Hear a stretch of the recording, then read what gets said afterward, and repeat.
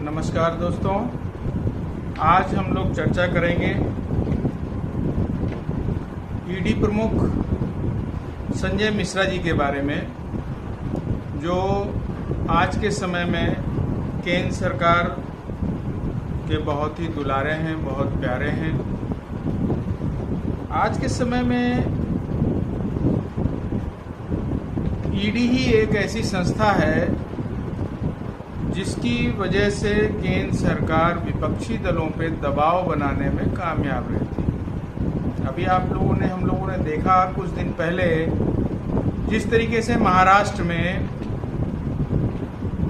NCP के नेता अजीत पवार के साथ जिस तरह से उन्होंने महाराष्ट्र की सरकार में शामिल हुए और जिस तरह से प्रधानमंत्री जी ने भोपाल में अपने बयान दिए थे कि उनके ऊपर 70,000 करोड़ का घोटाला है, और वहाँ के उप मुख्यमंत्री फडणवीस साहब ने भी अपने बयान में बोला था कि चक्की पीसिंग और पिसिंग। ये उदाहरण है कि किस तरह से एक भ्रष्टाचारी को अपने साथ शामिल करने का ये नायाब तरीका अपनाया जाता है। और आज जो हम लोग देख रहे हैं, एक छोटे से बच्चे की स्थिति जो जिद कर बैठता है कि हमें तो ये खिलौना चाहिए। इसी तरीके से ईडी प्रमुख संजय मिश्रा जी का मामला है। केंद्र सरकार को संजय मिश्रा ही चाहिए, क्योंकि अभी जुलाई के ही महीने में 11 तारीख का फैसला था माननीय उच्चतम न्यायालय का, जिसमें उन्होंने बताया था कि जो कार्यकाल आपने बढ़ाया है इनका, वो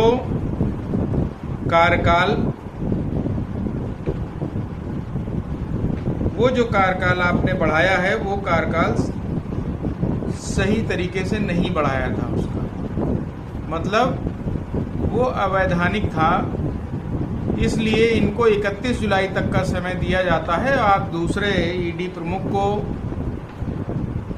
यहाँ पर लाएं। अब स्थिति ये बनती है कि जब एक बार माननीय उच्चतम न्यायालय ने इसके बारे में कह दिया, फैसला दे दिया, फिर दोबारा ईडी प्रमुख संजय मिश्रा की नियुक्ति पर पुनः विचार याचिका दायर की गई सरकार के द्वारा माननीय उच्चतम न्यायालय में, और उस पर आज सुनवाई भी है। क्या फैसला आता है? माननीय उच्चतम न्यायालय इनकी इस याचिका को रद्द करता है या एक्सेप्ट करते हैं, ये आज शाम तक मालूम हो जाएगा। लेकिन स्थिति ये है कि उस पर थोड़ा सा आंकड़ा आप लोगों को बता देना चाहते हैं कि जो 3 कार्यकाल बढ़ाया था सरकार ने, बहुत ही हास्यास्पद है, और उस पर पुनः याचिका दायर करना क्या स्थिति बताती है देश के सरकार की। ईडी ने अभी तक देश के अंदर जो केस दर्ज किए थे उसमें टोटल केस थे 5452, जिसमें 1867 मामले 2014 के पहले की जो सरकार थी कांग्रेस की, उनके समय में, जब से ईडी बनी तब से 2014 तक मामले दर्ज किए थे। लेकिन एकाएक जब भाजपा की सरकार आती है तो 2022 तक के आंकड़े ये बताते हैं कि 3555 केस दर्ज किए जाते हैं। और संजय मिश्रा जी के पहले जो ईडी प्रमुख थे माननीय, उनके समय में 832 केस दर्ज किए जाते हैं। लेकिन अकेले संजय मिश्रा जी के समय में 2723 केस दर्ज किए जाते हैं, जिसमें कि 122 विपक्षी दल के नेता ही सिर्फ होते हैं। 125 लोगों का उसमें नाम होता है, लेकिन 122 विपक्षी दल के नेता ही प्रमुखता से टारगेट किए जाते हैं।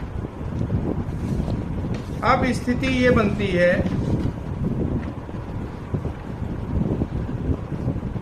कि आज अगर माननीय उच्चतम न्यायालय इसको फैसले को ठुकराते हैं तो सवाल ये उठता है कि आखिर आपने अभी तक व्यवस्था क्यों नहीं की किसी दूसरे ईडी प्रमुख की, और दूसरा सवाल जो सबसे बड़ा उठता है कि क्या गुजरात कैडर में संजय मिश्रा जी के अलावा ब्यूरोक्रेसी में और कोई ऑफिसर विश्वसनीय नहीं है या ऑफिसर ही नहीं है, और देश के बाकी कोनों में क्या विश्वसनीय ऑफिसर नहीं है जिन पे भरोसा किया जा सके। ये एक सवाल उठता है सारे ब्यूरोक्रेट के ऊपर कि आपके ऊपर सरकार को भरोसा नहीं है। तभी सरकार ने पुनः याचिका दायर की कि हमें अक्टूबर तक का समय दिया जाए। तो देश के बाकी हिस्से के ब्यूरोक्रेट जो हैं वो क्या सोचते होंगे, उनकी काबिलियत पे एक सवाल है,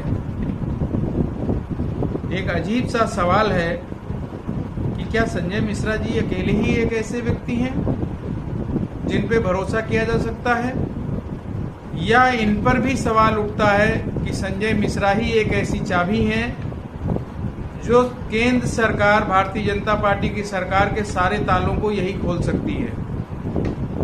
सरकार की मजबूरी संजय मिश्रा बन चुके हैं, ये भी सवाल उठता है। और जिस तरीके से अभी हम लोगों ने देखा कि अभी कल विपक्षी दलों ने अविश्वास प्रस्ताव सदन में पेश किया, उसे एक्सेप्ट किया गया, तो आखिर विपक्षी दलों को इस अविश्वास प्रस्ताव लाने की जरूरत क्यों पड़ गई, जबकि उनके पास बहुमत नहीं है, वो सरकार को कोई नुकसान नहीं पहुंचा सकते हैं। इस बात को हम लोग क्या इस तरह से समझ सकते हैं कि वाकई प्रधानमंत्री जी दूसरे कार्यों में व्यस्त रहते हैं, चुनावी सभा में व्यस्त रहते हैं, उद्घाटन में व्यस्त रहते हैं और अपने सदन के सांसदों की नहीं सुनते। विपक्षी दल तो वो होता है जो कि जनता का प्रतिनिधि होता है, जनता के आवाजों को सदन में उठाता है। मणिपुर पर होने वाली हिंसा पर वो जवाब मांग रहा है, लेकिन वो जवाब नहीं दे रहे। तो अब देखना है कि आज सुबह के समय में विपक्षी दल के गठबंधन ने काला वस्त्र धारण करके सदन के बाहर, मतलब सदन के परिसर में ही धरना प्रदर्शन कर रहे हैं, नारेबाजी कर रहे हैं कि मोदी जी आइए और जवाब दीजिए मणिपुर पे। तो कहने का मकसद ये था कि कल हम लोगों ने देखा कि माननीय मंत्री जी स्मृति ईरानी जी बहुत ही गुस्से में थी। 35-36 सेकंड में इतनी जबरदस्त तरीके से फायर हुई सदन के अंदर, इतना गुस्सा उनके अंदर देखने को मिला। तो माननीय स्मृति ईरानी जी, आपको ध्यान देना चाहिए कि एक महिला ही महिला के सम्मान के बारे में सोच सकता है, और अगर देश के किसी भी कोने में महिलाओं के साथ अगर अत्याचार हो रहा है तो महिलाओं को उसके बारे में सोचना पड़ेगा, क्योंकि आप अगर पावर में हैं तो निश्चित रूप से महिला की आवाज़ सदन में है और वो पावर में है, वो महिलाओं की आवाज़ को उठाएंगे। लेकिन आपने ऐसा नहीं किया। मणिपुर के बारे में आपने एक शब्द भी नहीं बोला। आपने छत्तीसगढ़, राजस्थान और दूसरे राज्यों के बारे में बोला। तो क्या मणिपुर में होने वाली हिंसा और महिलाओं के साथ जिस तरह का अत्याचार वहां पर हुआ है उसको किसी और राज्य के अत्याचार से कंपेयर किया जा सकता है? ये सोचने का विषय है। उधर हम लोगों ने एक चीज और देखी, माननीय प्रधानमंत्री जी ने अपने वक्तव्य में, अपने भाषण में विपक्षी गठबंधन के लोगों को, विपक्षी गठबंधन के नाम को आतंकवादी गुट के नाम के साथ जोड़ दिया, जैसे कि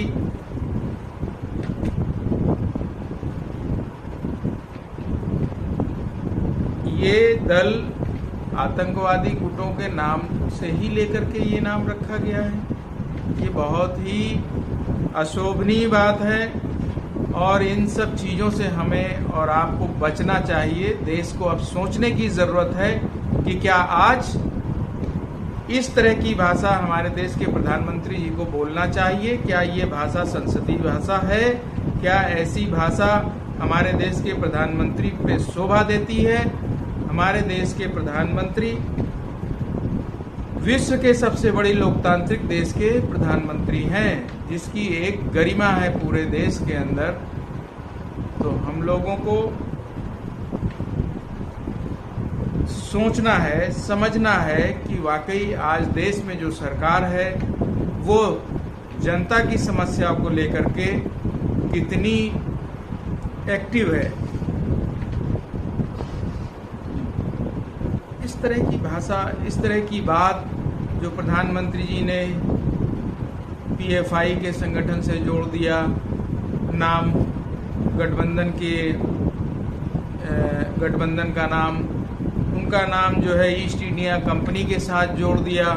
क्या ये समय इन सब चीज़ों से जोड़ने का है? ये सोचने का विषय है। हमें और आपको इस पर विचार करना होगा, इस पर सोचना होगा कि क्या हमारे देश के प्रधानमंत्री जी की समझ कहाँ है और उनकी मानसिकता कहाँ जा रही है। तो बहुत बहुत धन्यवाद दोस्तों। इस पे सोचें और विचार करें। इंतज़ार करते हैं शाम तक का कि माननीय उच्चतम न्यायालय माननीय प्रधानमंत्री जी की देश के सरकार की जो पुनर्विचार याचिका है उस पर क्या फैसला देती है। बहुत बहुत धन्यवाद।